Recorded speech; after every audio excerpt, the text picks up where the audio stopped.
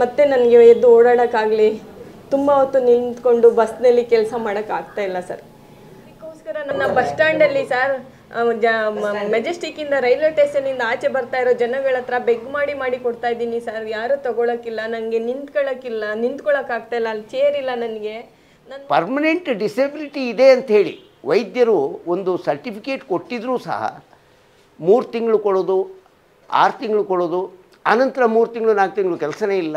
ಆದರೆ ಒಂದು ಮಾನವೀಯತೆಯ ದೃಷ್ಟಿ ಬೇಕಾಗಿದೆ. ಆ ಮಾನವೀಯತೆ ದೃಷ್ಟಿ ನಮ್ಮ BMTC ಅಧಿಕಾರಿಗಳಲ್ಲಿ ಇಲ್ಲ ಅನ್ನೋದಕ್ಕೆ ಈ ನಾಗರತ್ನ ಅವ್ರದ್ದು ಒಂದು ಉದಾಹರಣೆ.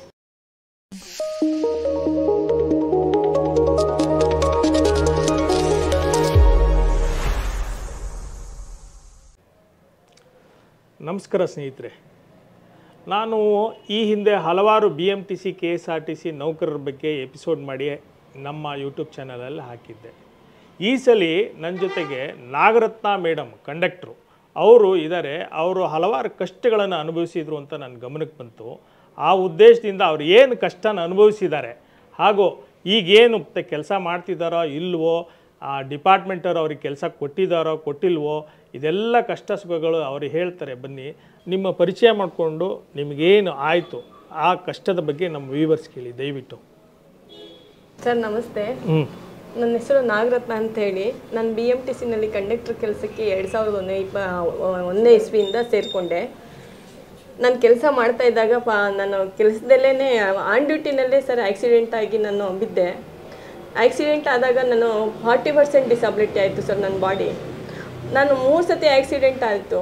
ಆದ್ರೂ ಒಂದು ಸತಿನೂ ನನ್ನನ್ನು ಡಿಪಾರ್ಟ್ಮೆಂಟವರು ಬದಲಿ ಹುದ್ದೆ ಆಗಲಿ ಕೊಡ್ತಾ ಇಲ್ಲ, ನನಗೆ ಪರ್ಮನೆಂಟಾಗಿ ಒಂದು ಲಘು ಕರ್ತವ್ಯ ಕೊಡ್ತಾ ಇಲ್ಲ. ನನಗೆ ನಿಂತ್ಕೊಂಡು ಕೆಲಸ ಮಾಡೋಕ್ಕಾಗ್ತಾ ಇಲ್ಲ ಸರ್.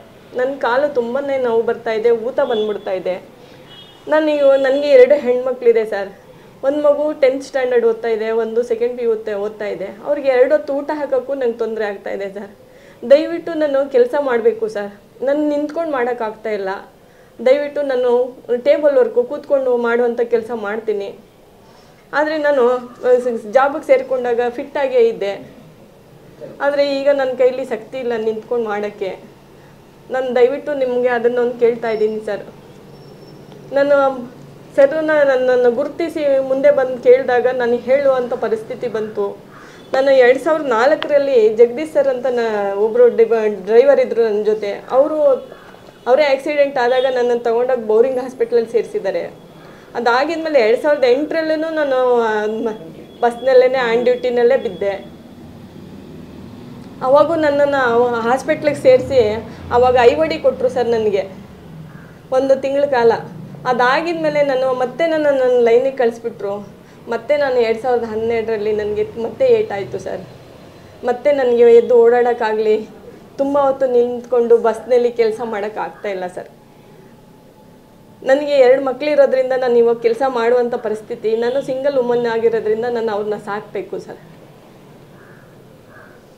ನಿಮಗೆ ಡ್ಯೂಟಿ ಕಂಟಿನ್ಯೂಸ್ ಆಗಿ ಕೊಡ್ತಾ ಇದ್ದಾರಾ ಅಥವಾ ಬ್ರೇಕಪ್ ಮಾಡಿ ಕೊಡ್ತಾ ಇದ್ದಾರಾ? ಬ್ರೇಕಪ್ ಮಾಡ್ತಾ ಇದ್ದಾರೆ ಸರ್. ಕಾರಣ ಏನು ಬ್ರೇಕಪ್ ಮಾಡೋದಕ್ಕೆ? ಸರ್ ನನಗೆ ಇವಾಗ ಮೆಡಿಕಲ್ ಬೋರ್ಡಿಗೆ ಅಂತೇಳಿ ಸಂಸ್ಥೆಯಿಂದ ಇವಾಗ ಹಲವಾರು ಸತಿ 5ರಿಂದ 6 ಸತಿ ಮೆಡಿಕಲ್ ಬೋರ್ಡ್ ಮಾಡಿಸಿದ್ರು ಸರ್.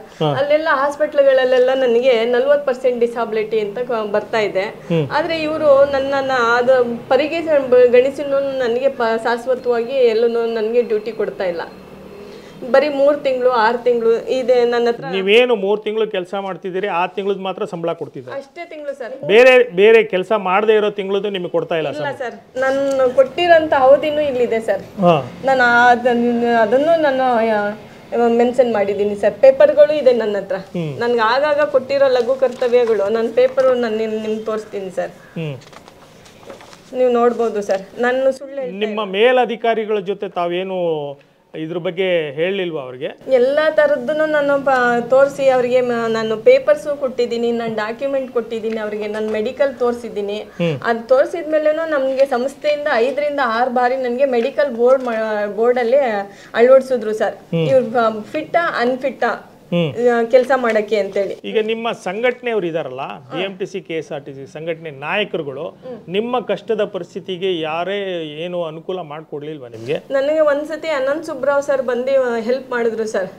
ಬಟ್ ಆಗಿನ ಟೈಮ್ಗೆ ಅವ್ರು ಕೊಟ್ಟಿದ್ದೆ ಬರೀ 3 ತಿಂಗಳು ಡ್ಯೂಟಿ ಸರ್.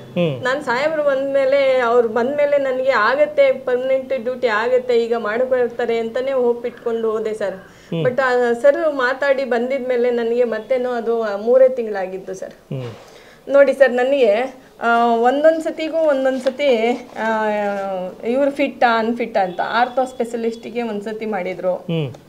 ಅದಾಗಿದ್ಮೇಲೆ ನೋಡಿ ಸರ್, ಇವರು ಸರ್ವಿಕಲ್ ಸ್ಪಾಂಡಲಿಸಿಸ್ ಮತ್ತೆ ಮೈಟ್ರಲ್ ವಾಲ್ ಇದ್ದಿದೆ, ಮತ್ತೆ ಆರ್ಥೋ ಸ್ಪೆಷಲಿಸ್ಟ್ಗೆ ಮತ್ತೆ ಅಸ್ಥಿ ಮತ್ತು ಟ್ರಾಮಾಗೆ ಬಂದ್ರು. ಹೀಗೆ ಮೇಲಿನ ಮೇಲೆ ಬರಿತಾನೆ ಇದ್ದಾರೆ ಸರ್. ಬರೀ ಪೇಪರ್ಸ್ಗಳಲ್ಲೇ ನನ್ನಿದೆ ನೋಡಿ, ಇವರು ಸಮರ್ಥರ ಅಸಮರ್ಥರ. ಮತ್ತೆ ಆವಾಗ ಅದು ಏನ್ ಕಾಫಿ ಬರುತ್ತೆ ಆ ತಿಂಗಳು ಬರೀ 3 ತಿಂಗಳು ಮಾತ್ರ ನಂಗೆ ಡ್ಯೂಟಿ ಕೊಡ್ತಾ ಇದ್ದಾರೆ. ನೋಡಿ sir, cervical spondylosis and mitral wall prolapse, disability 40% sir. ನೀವು ಈ ಪತ್ರಗಳನ್ನೆಲ್ಲ ತಗೊಂಡು ನಿಮ್ಮ MD ಅವ್ರನ್ನ, ಸಾರಿಗೆ ಮಂತ್ರಿಗಳವ್ರನ್ನ ಭೇಟಿ ಮಾಡ್ಲಿಲ್ವಾ? ನಾನು ಮಂತ್ರಿಗಳವ್ರನ್ನ ಮೀಟ್ ಮಾಡಿಲ್ಲ ಸರ್. ಆದ್ರೆ ಫಸ್ಟ್ ನಮ್ಮಲ್ಲೇ ಹೆಣ್ಮಕ್ಳಿಗೆ ಹೆಡ್ ಆಗಿರೋದು ನಮ್ಮ MD ಮೇಡಮ್ಮೆ. ನಾನು MD ಮೇಡಮ್ನ ಬಹಳ ಸತಿ ಮೀಟ್ ಮಾಡ್ಬೇಕು ಅಂತ ಪರಿತಪಿಸ್ತಾ ಇದ್ದೀನಿ. ಒಳಗಡೆ ಬಿಡ್ತಾ ಇಲ್ಲ ಸರ್ ನಮ್ ನೋಡಕ್ಕೆ.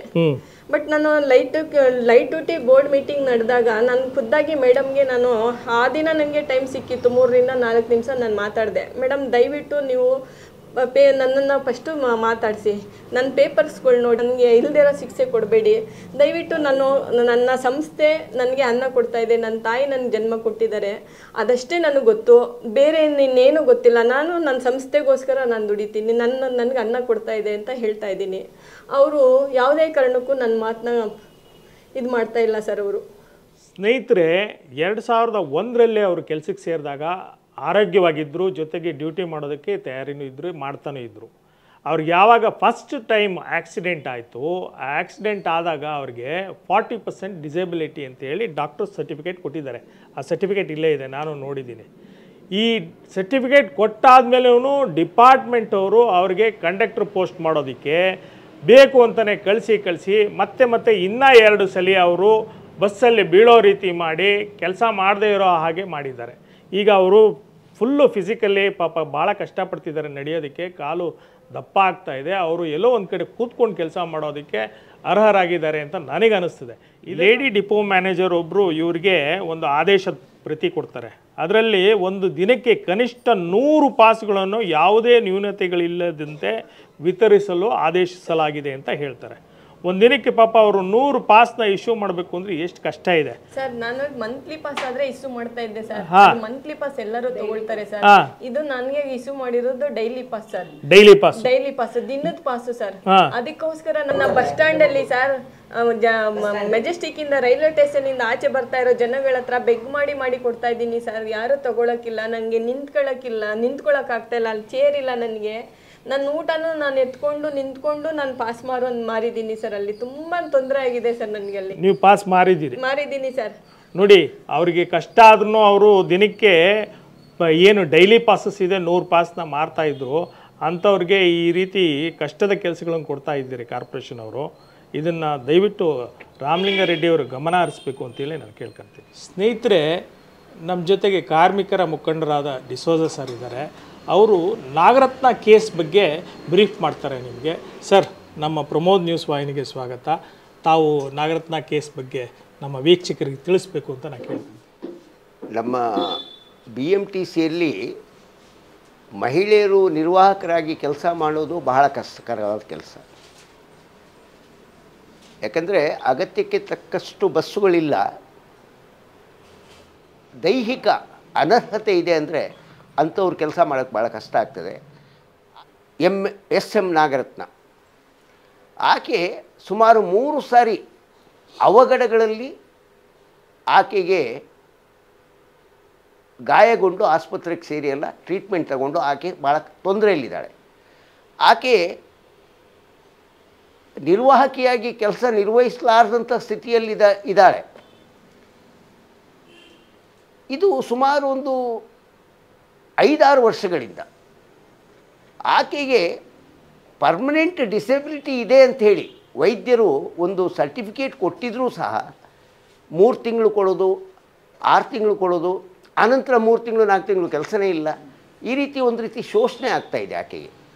ವರ್ಷದಲ್ಲಿ 6 ತಿಂಗಳು ಸಂಬಳ ತಗೊಂಡು ಆಕೆ ತನ್ನ ಸಂಸಾರ ನಿಭಾಯಿಸಬೇಕಾದಂಥ ಪರಿಸ್ಥಿತಿ ಇದೆ. ಮಕ್ಕಳಿಗೆ ವಿದ್ಯಾಭ್ಯಾಸಕ್ಕೆ ತೊಂದರೆ ಆಗಿದೆ.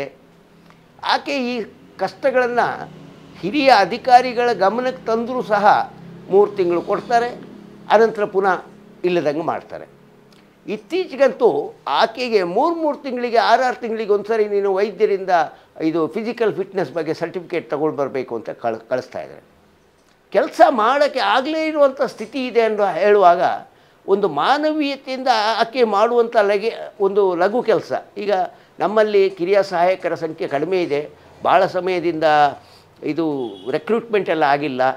ಆಗಿರುವಾಗ ಕಿರಿಯ ಸಹಾಯಕಿಯಾಗಿ ಆಕೆಗೆ ಒಂದು ಕಡೆ ಬರೆಯುವುದಕ್ಕೆ, ಲೆಕ್ಕ ಇಟ್ಕೊಳ್ಳೋದಕ್ಕೆ ಕಿರಿಯ ಸಹಾಯಕರ ಕೆಲಸ, ಸಂಬಳ ಕಿರಿಯ ಸಹಾಯಕದಕ್ಕೆ ಕೊಡೋದು ಬೇಡ, ನಿರ್ವಾಹಕನ ಸಂಬಳ ಕೊಟ್ಟೆ ಒಂದು ಲಘು ಕೆಲಸವನ್ನು ಕೊಡೋದಕ್ಕೆ ಏನೂ ಕಷ್ಟ ಇಲ್ಲ ಮ್ಯಾನೇಜ್ಮೆಂಟಿಗೆ. ಆದರೆ ಒಂದು ಮಾನವೀಯತೆಯ ದೃಷ್ಟಿ ಬೇಕಾಗಿದೆ. ಆ ಮಾನವೀಯತೆ ದೃಷ್ಟಿ ನಮ್ಮ BMTC ಅಧಿಕಾರಿಗಳಲ್ಲಿ ಇಲ್ಲ ಅನ್ನೋದಕ್ಕೆ ಈ ನಾಗರತ್ನ ಅವ್ರದ್ದು ಒಂದು ಉದಾಹರಣೆ. ಈ ಹುದ್ದೆ ಬದಲಾವಣೆ ಮಾಡೋ ವಿಚಾರದಲ್ಲಿ ಕೆಲವು ನಿಯಮಗಳಿದ್ದಾವೆ. ಅಂದರೆ ಕರ್ತವ್ಯದಲ್ಲಿದ್ದಾಗ ಬಿದ್ದು ಗಾಯಗೊಂಡಾಗ ಅಂತಹ ಒಬ್ಬ ನೌಕರರಿಗೆ ಪರಿಹಾರವಾಗಿ, ಅಂದರೆ ಆಕೆಯ ದೈಹಿಕ ಅಸಮರ್ಥತೆ ಆದಾಗ ಈ ರೀತಿ ಆಕೆಗೆ ಪರಿಹಾರ ಕೊಡಬೇಕು. ವರ್ಕ್ಮನ್ ಕಂಪೆನ್ಸೇಷನ್ ಅನ್ನೋದಿದೆ. ಇಂಥವೆಲ್ಲ ಕೇಸು ಹಾಕಿ ಮಾಡಿಕೊಳ್ಳುವಂಥ ಒಂದು ವ್ಯವಸ್ಥೆಗಳು.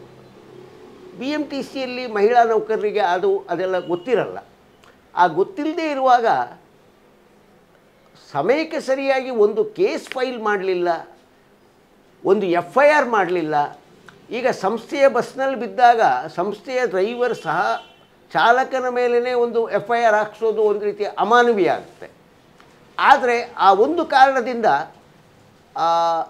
ನೀಡಲೇಬೇಕಾದಂಥ, ಕಾನೂನು ಪ್ರಕಾರ ನಿಯಮದ ಪ್ರಕಾರ ಕೊಡಬೇಕಾದಂಥ ಒಂದು ಬದಲಿ ಹುದ್ದೆಯನ್ನು ಕೊಡೋಕ್ಕೆ ನಿರಾಕರಿಸಿದ್ದಾರೆ ಅಂತಂದರೆ ಅದು ಶೋಚನೀಯವಾಗಿದೆ.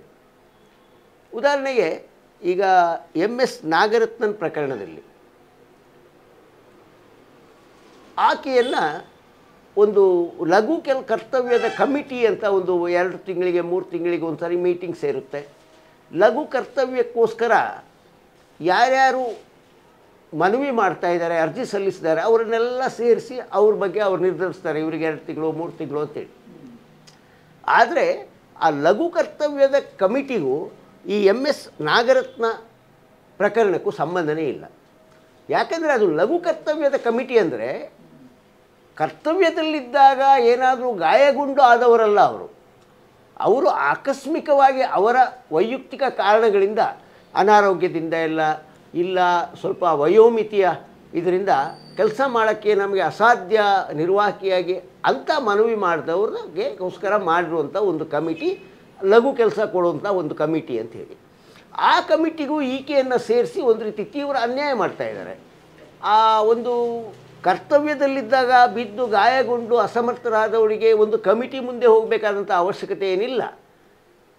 ಈಕೆಯ ಪ್ರಕರಣದಲ್ಲಿ ಈಕೆ ಗಾಯಗೊಂಡಿರೋದು, ಬಿದ್ದಿರೋದು ಎಲ್ಲ ದಾಖಲೆಗಳಿದ್ದಾವೆ. ಹಿಂದೆ ನಡೆದಿದ್ದು ಪ್ರತಿಯೊಂದು 2-3 ಸರಿ ಆಗಿದ್ದು. ಜೊತೆಗೆ ವೈದ್ಯರು ಈಕೆ ಇದು ಕಾಯಂ ಆಗಿ ಅಸಮರ್ಥರಾಗಿದ್ದಾಳೆ ಅಂತೇಳಿ ಸರ್ಟಿಫಿಕೇಟು ಕೊಟ್ಟಿದ್ದಾರೆ. ಹಾಗಿರುವಾಗ ಪುನಃ ಆ ಕಮಿಟಿ ಮುಂದೆ ಕಳಿಸುವಂಥ ಅವಶ್ಯಕತೆ ಇರಲಿಲ್ಲ. ಇದು ಒಂದು ರೀತಿ ಆಕೆಗೆ ಶೋಷಣೆಯನ್ನು ಮಾಡ್ತಾ ಇದ್ದಾರೆ ಮ್ಯಾನೇಜ್ಮೆಂಟು. ಸ್ನೇಹಿತರೆ, ಕಾರ್ಮಿಕರ ಮುಖಂಡರು ನಾಗರತ್ನ ಕೇಸ್ ಬಗ್ಗೆ ವಿಶ್ಲೇಷಣೆ ಮಾಡಿ ವಿವರವಾಗಿ ತಿಳಿಸಿದ್ದಾರೆ. ಇದನ್ನು ಕಾರ್ಪೊರೇಷನ್ ಏನು BMTC KSRTC ಕಾರ್ಪೊರೇಷನ್ ಮನಗಂಡು ಈ ನೌಕರರಿಗೆ ನ್ಯಾಯ ಕೊಡುವಂಥ ವ್ಯವಸ್ಥೆ ಆಗಬೇಕು ಅಂತೇಳಿ ನಾನು ಕೇಳ್ಕೊತೀನಿ ನಮ್ಮ ವಾಹಿನಿ ಮುಖಾಂತರ. ನಮಸ್ಕಾರ.